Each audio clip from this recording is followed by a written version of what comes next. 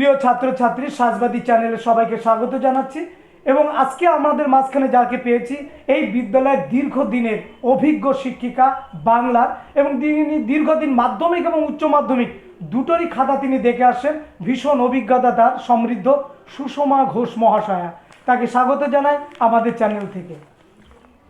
এবার আমরা ম্যাডামের কাছে সরাসরি উত্তরে চলে যাব। আমরা প্রশ্ন রাখছি, বাংলা বা সাহিত্যে সম্পূর্ণ নম্বর কি পাওয়া যায়, মানে 5-এ 5 কি পাওয়া যায়? নমস্কার, সবাইকে ভালোবাসা শুভেচ্ছা। বাংলায় সম্পূর্ণ নম্বর পাওয়া যায় না বলা ভুল, পাওয়া যায়, কারণ এখন আমাদের বাংলা প্রশ্ন প্যাটার্নটা এমন হয়ে গেছে, যেমন কাটা কাটা নাম্বার 1+2+2, এই যে কাটা কাটা নাম্বার 5 নাম্বার, এইটা যদি আমি পুরো ঠিক লিখি তবে 5-এ 5 পাওয়া যায়। কিন্তু অনেক সময় দেখা যায় কোনো বড় প্রশ্ন দিল ব্যাখ্যামূলক কিংবা প্রসঙ্গ উল্লেখ করে ব্যাখ্যা করে, এরকম ব্যাখ্যামূলক প্রশ্ন কিংবা তাৎপর্য বিশ্লেষণ করো, ভালোর তো শেষ নেই, হয়তো এক্সামিনার 1 নাম্বার হাফ নাম্বার হাতে রাখেন, না হলে পুরো 5-এ 5 এখন বর্তমান যা প্রশ্ন কাঠামো তাতে পাওয়া যায়। শুনে নিলে একদম স্পষ্ট ভাষায় যে পাওয়া যায় কি যায় না, অনেকের প্রশ্ন এটা ছিল। আচ্ছা, এবার গত বছর ম্যাডাম একটা জিনিস দেখেছিলাম, বাংলাতে একটু কম নম্বর যেন এসেছিল, সেই সাথে আমাদের স্কুলেরও একটু কম নম্বর এসেছিল। এবছর কি ওই রকমই নম্বর বা কেন কম হচ্ছে যদি একটুখানি বলেন। প্রথমত গত বছর যারা উচ্চ মাধ্যমিক পরীক্ষা দিয়েছিল তাদের প্রথম বোর্ড পরীক্ষা ছিল ওটা। আমাদের এখন শিক্ষা কাঠামো কী হয়েছে, 9 পর্যন্ত আমরা পাস ফেল নেই, ক্লাস 10-এ ওদের মাধ্যমিক হয়নি, ওরা পরীক্ষা সম্পর্কে সেইভাবে ওয়াকিবহালই না, সেই কারণে ওদের অনেক, আমি খাতা দেখেছি অনেক খাতায়, যে খাতায় পুরো প্রশ্নই কমপ্লিট করেনি, যে কারণে গত বছরে নম্বরটা কমেছে। আশা করা যায় এবার ভালো হবে। আচ্ছা, এবছর ওদের জন্য কি কি বা আপনার অভিজ্ঞতা থেকে বা কোন কোন প্রশ্নগুলো বা কিভাবে লিখলে ভালো হয় একটুখানি যদি বলেন। প্রথমত প্রশ্নগুলো যেমন মানে পাট পাট থাকে, 1+2+2, আমি যখন উত্তরটা তোমরা লিখবে তখনও ঠিক ওরকম পাট পাট করে উত্তরটা লিখবে, পরিষ্কার পাঠ করে, একটা প্রশ্ন শেষ হবে তারপরের প্রশ্ন শুরু করবে, মানে প্রশ্নের পাঠ অংশটা শেষ হয়ে গেল তারপরেরটা, মানে একদম আলাদা করে দেবে, তাহলে যিনি এক্সামিনার খাতা দেখবেন তার দেখতেও সুবিধা হবে, নম্বরটাও ঠিক পাট পাটে দেবে, এটা হচ্ছে ব্যাপার।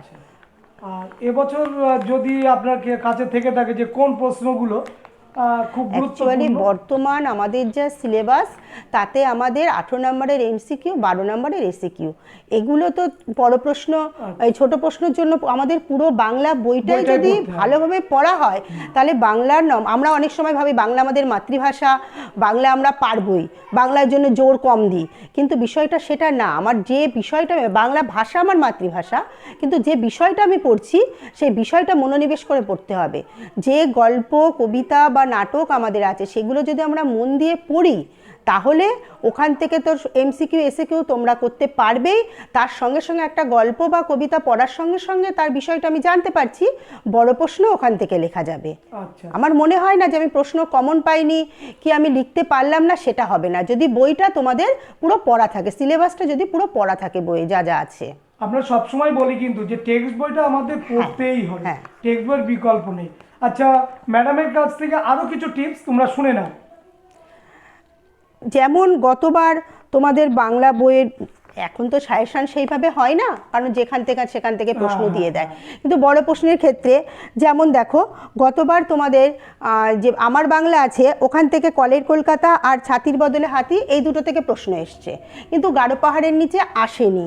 তারপরে হচ্ছে বক্সার মেঘের গায়ে জেলখানা থেকে প্রশ্ন আসেনি, তারপরে হাতবাড়াও থেকে প্রশ্ন আসেনি। তাহলে এই তিনটেতে যদি তোমরা এবার বেশি জোর দাও, ওই দুটো তোমরা পড়লে কলের কলকাতা বা ছাত্রীর বদলে হাতি, বাদ বাকি যে তিনটে যে গল্প আছে ওই তিনটে জোর দিলে আশা করা যে ওখান থেকে তোমরা প্রশ্ন কমন পাবে, এরকম।